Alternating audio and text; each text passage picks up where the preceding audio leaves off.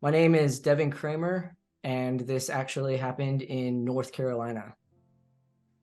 It was 2017. I had been to the hospital numerous times for kidney infections. My kidneys were actually failing on me. And so they had been giving me pain meds, and I decided that I wanted to do something natural. I wanted to actually get off of the pain meds in a natural, healthy way. So I ended up purchasing some CBD, and I went home and I did the CBD, and it took about 30 seconds to a minute before I knew something was wrong. My whole body started shutting down. Things kind of started closing in on me very, very quickly. And I reached for my phone. I called 911. I basically told the person that I was having an adverse reaction. I ended up falling to the ground. I dropped the phone, fell to the ground. And about this point, I remember getting up and I started walking around my house, and everything felt different. It felt like I was in time, but outside of time. It felt like colors were brighter than I had ever seen before, but yet they didn't actually like hurt my eyes or anything. So I'm walking around and I'm trying to make sense of this really kind of just weird feeling that I'm experiencing. And I turn around and I see my body laying on the ground. So at this point, it occurred to me that something drastic had happened. The first thing I actually thought is I thought that there was some catastrophic event that happened, like a comet that wiped out everybody. But then I quickly got the understanding that this was just me. And so I had died, or I had gone through this experience. And so at that point, instead of fear, I had this overwhelming feeling of just safety, security, love, that everything was okay. And as somebody who was raised by the church to basically fear everything to do with the afterlife, I, in that experience, was very calm. I felt completely and utterly safe. And so I started walking around more, kind of just making sense of what's going on. And I looked at the TV, and on the TV, there was the news, but it was completely frozen. Nothing was happening on the screen. And so then I ended up walking around the corner and sat down in this chair that I had because I felt just completely overwhelmed. And I knew that something was happening. I just didn't know, I didn't have words for what it was. And so I ended up calling my lab over to me, which she saw me. She came over to me. She rested her head like on my lap. And I ended up petting her as I was getting ready for whatever was coming next. And the closer that it got, the more okay that I got with moving into whatever it was that was coming. So I remember closing my eyes and thinking to myself, okay, I'm ready. And about the time that that happened, all of a sudden, these EMTs were standing over me. They're yelling at me. They're trying to get me to be awake. They're trying to get me to focus. Um, and so it took them about 3 hours to convince me after that that I was not dead. I didn't actually go to the hospital at that time, but they stayed with me for about 3 hours until I was finally at a place to accept that I was alive, that I was in this experience. It was highly traumatic coming back from wherever I was.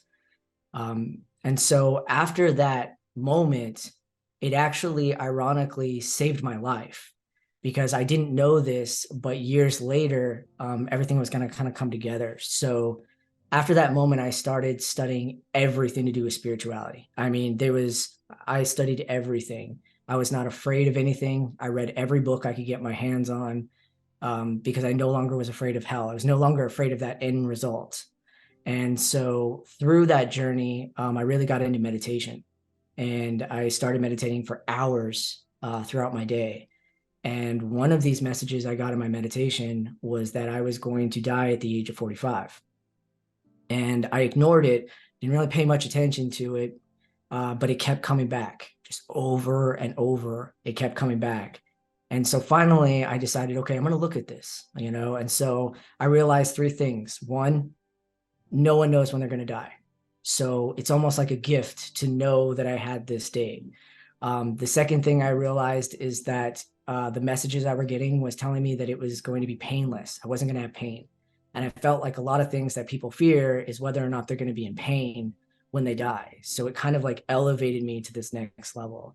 And the third thing I realized is that by having a specific point, I no longer was afraid of death. I could live these lives or these years basically any way that I wanted to.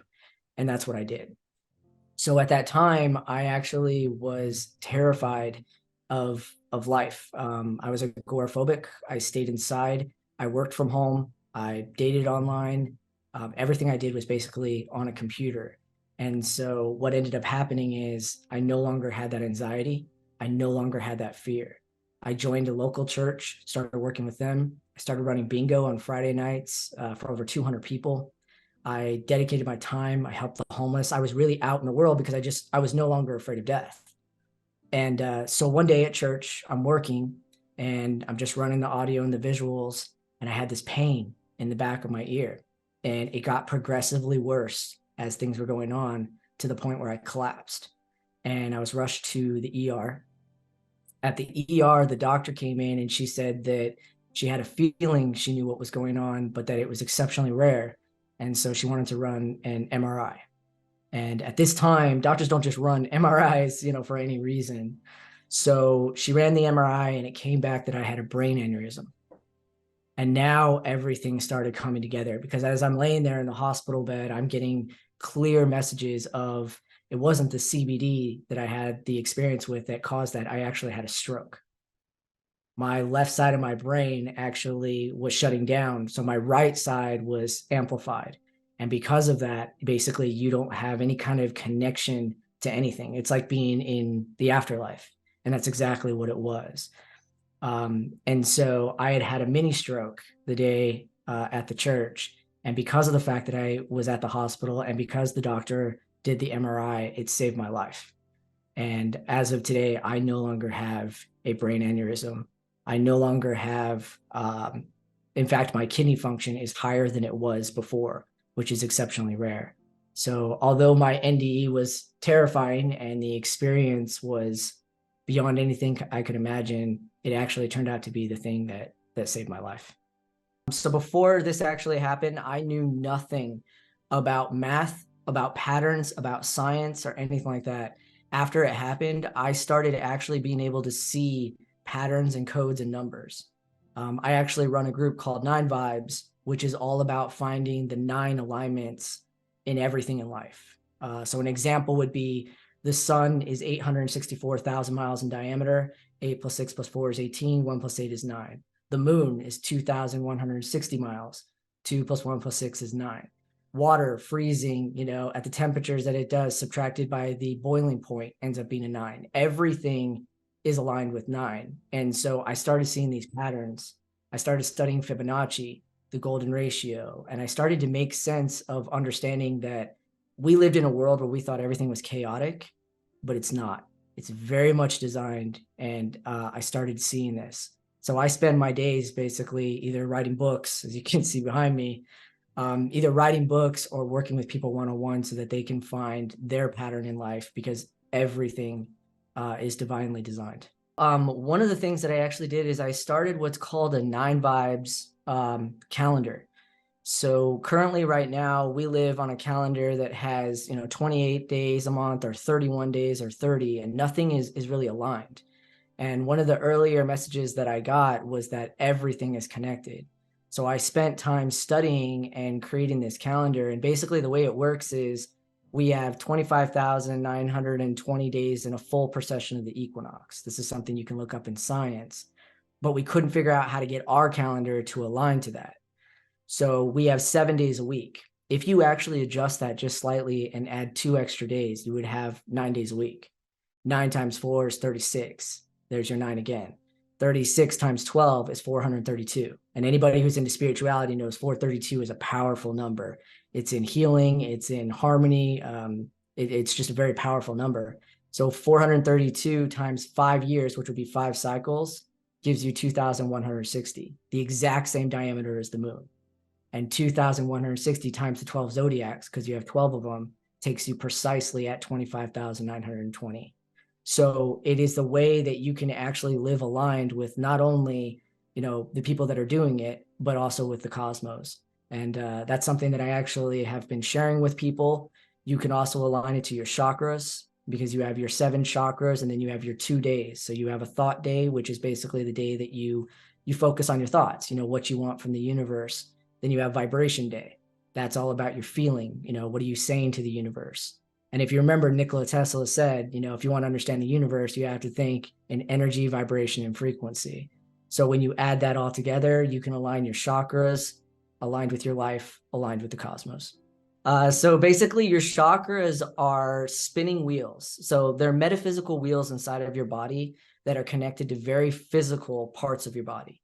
Each chakra is connected to a different gland. So you have your root chakra, which is connected to your adrenal glands. You have your sacral chakra, which is connected to your reproductive glands. You have your solar plexus chakra, which is in your stomach, which is connected to your digestion and your pancreas. You have your heart chakra, which everyone thinks is connected to your heart, but it's actually connected to your thymus, which is responsible for the cells that are undecided cells yet. So they could be your skin cell, your heart cells, whatever it is you need for actual healing. Then you have your throat chakra, which is connected to your thyroid. You have your third eye, which is connected to your pineal gland and pituitary gland. And you have your crown chakra, which is connected to your hypothalamus. So by connecting to these, you can do something like charging your water, because each chakra has a frequency. So you can charge your water to that frequency. So when you drink it, you're actually connecting with your body. So the more connected you are to your chakras, the more healthy you'll be. The other thing I'm currently working on right now is I have what is called Voki. So Voki actually stands for a virtual oracle for inspirational knowledge and enlightenment. And what it is it's an AI that I have taken books that people love, such as Conversations with God, anything by Abraham Hicks, Neville Goddard, any of that. And I'm uploading it to this database so it's learning and it's training. So it's basically a AI that is dedicated towards helping you on your spiritual journey. You can go on there and ask any kind of questions, make a routine for me that has, charging my water and working with my chakras, and it'll create a whole entire routine for you. If you don't have time to read books, because I understand that, right? We live in a very fast-paced society. You can go there and you can say, what are the chapters of this book? What is this chapter about? And it'll just print out exactly what you need from that section of the book. The biggest thing that I learned from my experience is that we are the creators of our reality. When you really get into quantum physics and you get into science and you get into Nikola Tesla, who's been talking about this stuff, you realize that everything is made up of energy, and energy cannot be created nor destroyed. It just changes. So the more aware that you are in this society of your energy, the more you'll be able to change things. And so that's what I focus on teaching people, is to be aware of their energy and to realize that 1% more awareness today is 99% more aware than you were the day before. So it's always about moving up just 1%. Don't aim for the 100%, aim for the 1%, and you'll get exactly what you need in life. Because wisdom is basically knowing exactly what you need at a current moment of time and trusting that you'll receive it, not trusting that you'll receive it the rest of your life. Keep it in the present moment.